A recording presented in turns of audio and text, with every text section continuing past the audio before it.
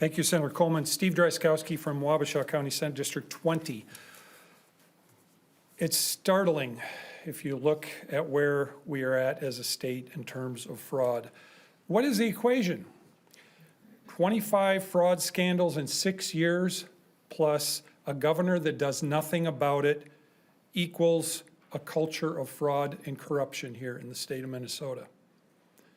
One of the areas that I'm working on is working to develop an institutional conscience focused upon fraud avoidance, fraud identification, and prompt fraud reporting within the culture of Minnesota state government, something we definitely do not have now.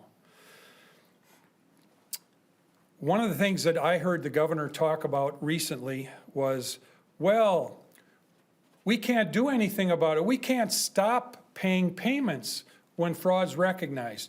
Not to mention, and there's a handout out there with all of the laws we have related to fraud currently, but we can do some more work on that. My bill will endeavor to do that. It will provide that all Minnesota government employees need to know that they have the right and the responsibility to pause payments every time that they suspect fraud.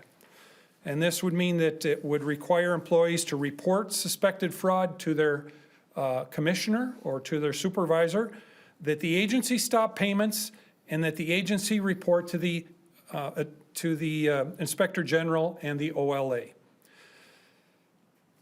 Also, one of the tools that we can bring forward is the purse strings. And that's what we as a legislature provide. We are in control of the purse strings. If employees fail to or refuse to comply with laws requiring disclosure of fraud, there would be financial consequences. The approach that I'm looking at is the agency's base budget for operations that would include salaries, staff, related expenses, benefits, will freeze for 2 years. If indeed there's fraud recognized in that agency and the agency doesn't act according to the law. The agency is prohibited by law from doing interfund transfers or otherwise administratively increasing the funding to that spending area. We need to create a culture that says fraud is not okay and government needs to act as soon as it identifies it. Also, the MMB does training to employees throughout every agency and state government each year. And as part of that annual employee training, there needs to be a signed statement from each employee acknowledging the employment and legal consequences for employees who fail or refuse to identify and report fraud. I've seen the curriculum. It is already in the curriculum. We need to have responsibility acknowledged by the employees during that training. We have a statute, 609.455, that carries with it the biggest consequences for the biggest examples of not reporting fraud and continuing to make payments. Now, we did some checking, and to the best of our knowledge, that statute has yet to be used. It's a $10,000 fine or 5 years in prison or both. That's what our laws say right now. Has the governor used that statute? Has he even fired anybody?